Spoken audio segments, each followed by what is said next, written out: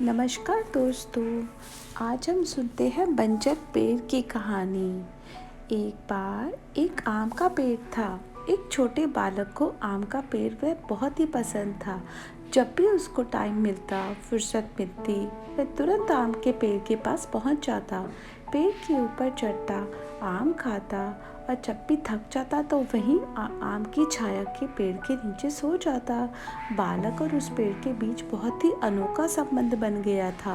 बच्चा जैसे जैसे बड़ा होता गया, वैसे वैसे उसके पेड़ के पास आना कम कर दिया था। कुछ दिनों बाद तो बिल्कुल ही बंद हो गया। आम का पेड़ उस बालक को याद करके बहुत याद करता था और रोता था। एक दिन अचानक पेड़ ने उस बच्चे को अपनी ओर आते हुए देखा। आम का पेड़ खुश हो गया।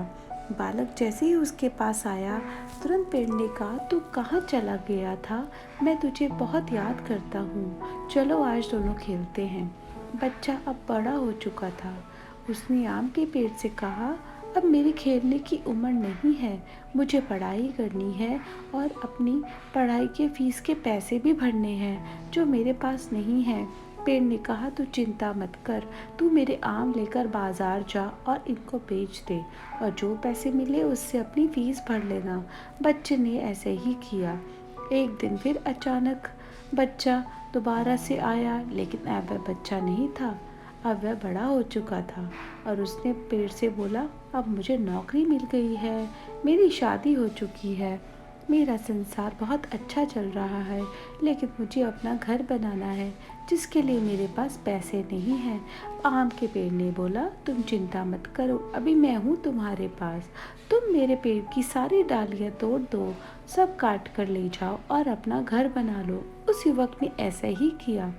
अब युवक ने सब कुछ पेड़ की डालियों को काट दिया। अब पेड़ के पास कुछ नहीं था, बिल्कुल बंजर हो चुका था। उसको कोई देखता नहीं था। पेड़ ने भी अब वह बालक और युवा उसके पास आएगा, यह आशा छोड़ दी थी।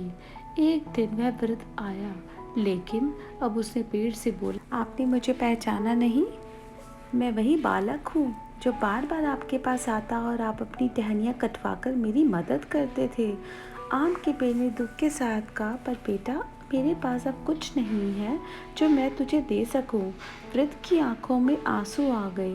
आज मैं जो कुछ लेने नहीं आया हूँ, आज तुझ पे मैं साथ खेलने आया हूँ, तुम्हारी गोद में सर रखने आया हूँ। इतना कहते ही वह दोनों आपस में लिपट कर रोने लगे। आम के पेड़ की सूखी हुई डाली फिर से अंकुरित हो उठी।